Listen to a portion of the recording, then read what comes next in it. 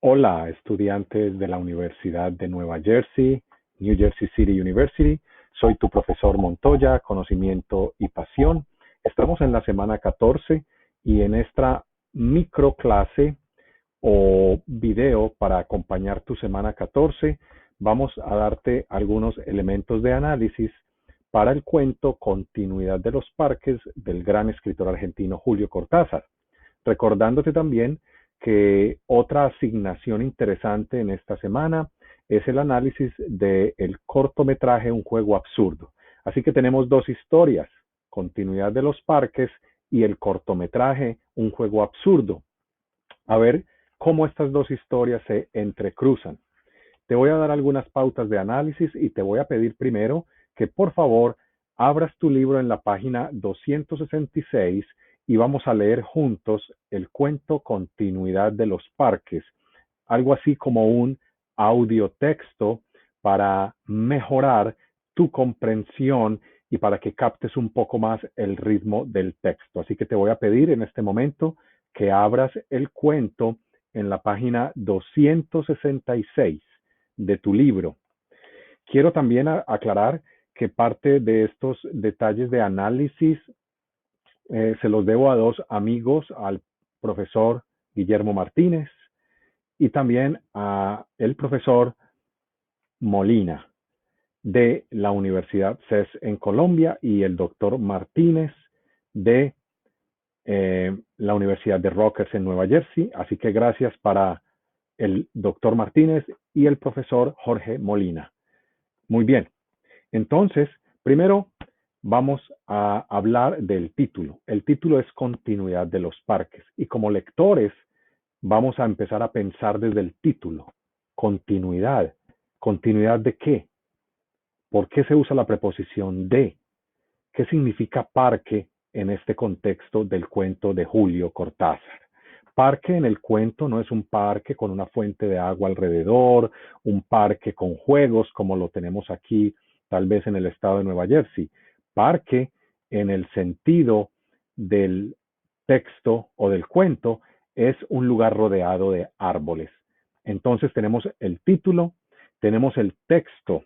El texto se nos presenta en dos párrafos. Vamos a leer un cuento muy corto, es uno de los cuentos más analizados de la literatura latinoamericana y podemos adelantar y decir que es un cuento de la literatura fantástica. Y vamos entonces a leerlo primero, no sin antes hablar de Julio Cortázar, que nació en Bruselas el 26 de agosto de 1914 y murió en París en 1984.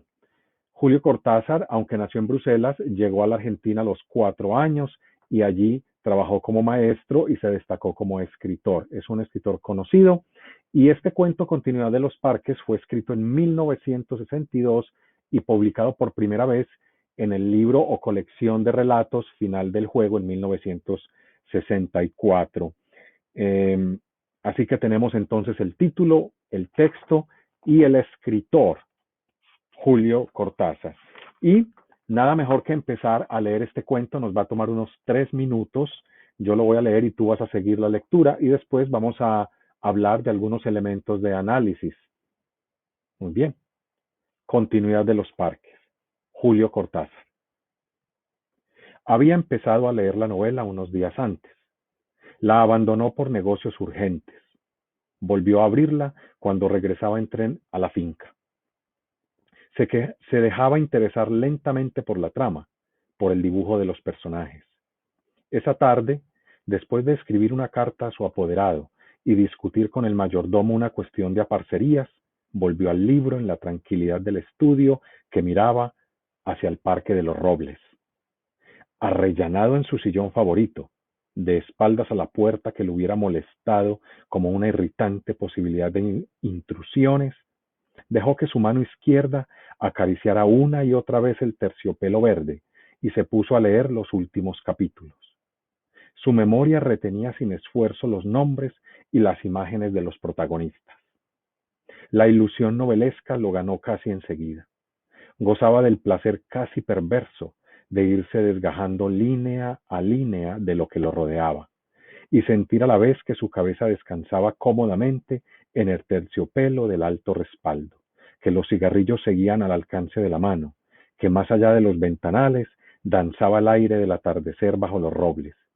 Palabra a palabra, absorbido por la sórdida disyuntiva de los héroes, dejándose ir hasta las imágenes que se concertaban y adquirían color y movimiento, fue testigo del último encuentro en la cabaña del monte. Primero entraba la mujer, recelosa. Ahora llegaba el amante, lastimada la cara por el chicotazo de una rama. Admirablemente restañaba ella la sangre con sus besos, pero él rechazaba las caricias. No había venido para repetir las ceremonias de una pasión secreta, protegida por un mundo de hojas secas y senderos furtivos. El puñal se entibiaba contra su pecho y debajo latía la libertad agazapada. Un diálogo anhelante corría por las páginas como un arroyo de serpientes y se sentía que todo estaba decidido desde siempre. Hasta esas caricias que enredaban el cuerpo del amante como queriendo retenerlo y disuadirlo, dibujaban abominablemente la figura de otro cuerpo que era necesario destruir. Nada había sido olvidado, coartadas, azares, posibles errores. A partir de esa hora, cada instante tenía su empleo minuciosamente atribuido. El doble repaso despiadado se interrumpía apenas para que una mano acariciara una mejilla. Empezaba a anochecer.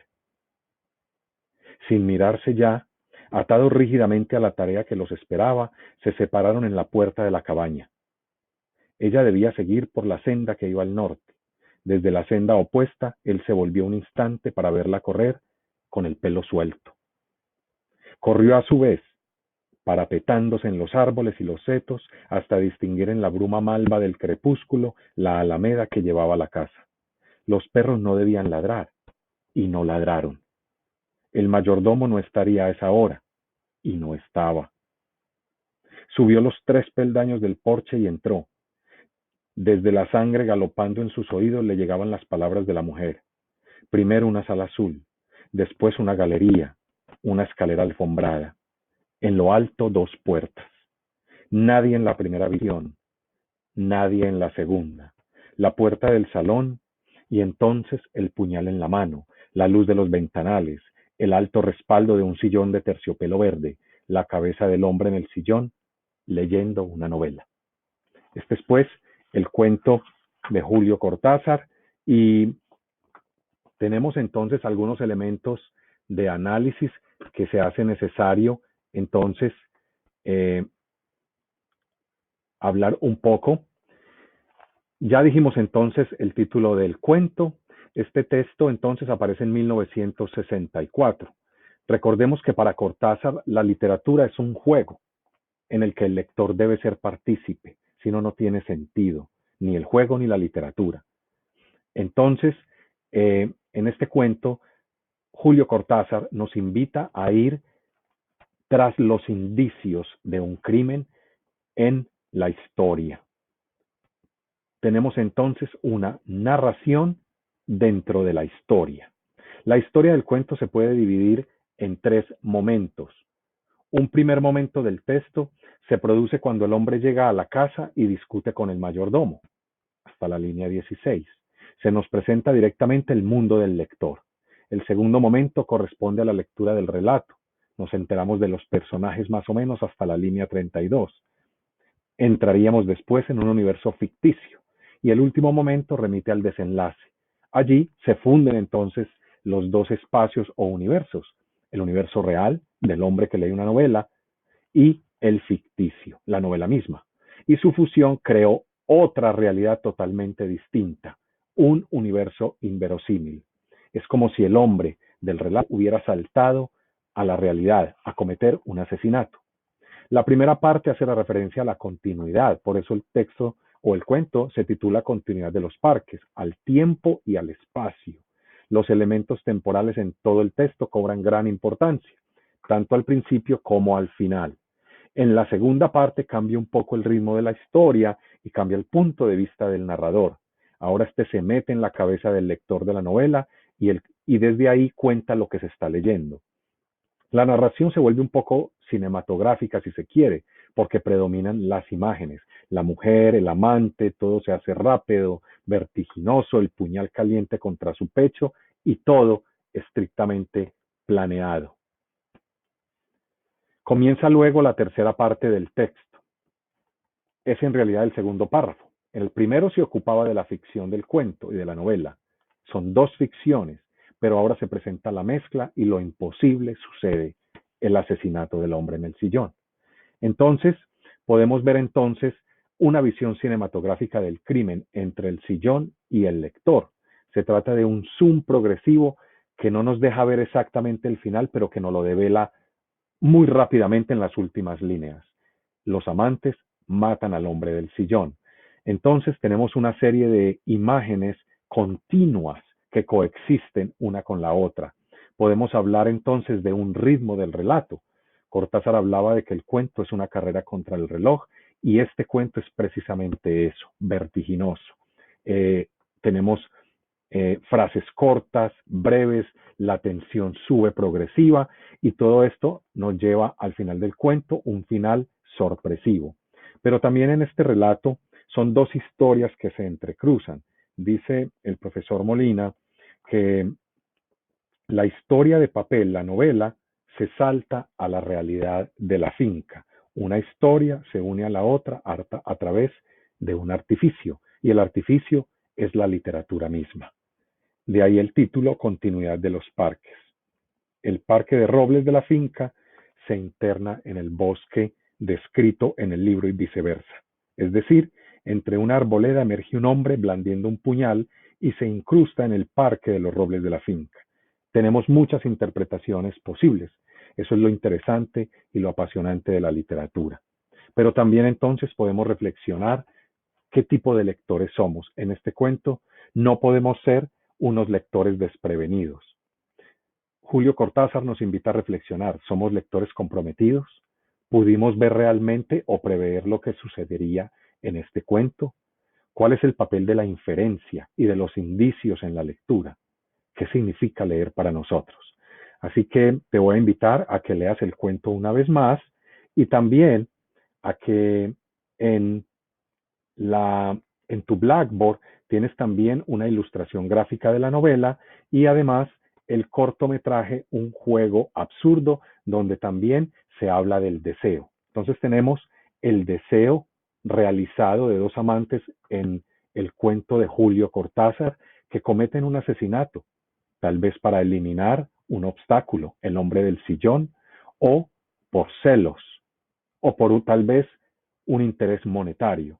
Y tenemos el deseo en el cortometraje donde un chico se plantea hablarle a una chica en un baile precisamente en Argentina, pero tiene una confrontación, un dilema entre la imagen que él se ha creado de sí mismo y sus padres y lo que pensaba su padre o su madre mejor. Entonces, el ritual del cortejo está presente en el juego absurdo, donde está el deseo. Este cortometraje nos ofrece una teoría sobre el deseo. El deseo tal vez es lo que no tenemos. Por eso la literatura nos invita a este imposible, seguir leyendo. Los invito entonces a continuar y a responder algunas preguntas tanto de continuidad de los parques como de el cortometraje Un juego absurdo en nuestro pequeño paseo por Argentina. Muchas gracias estudiantes, soy su profesor Montoya, conocimiento y pasión.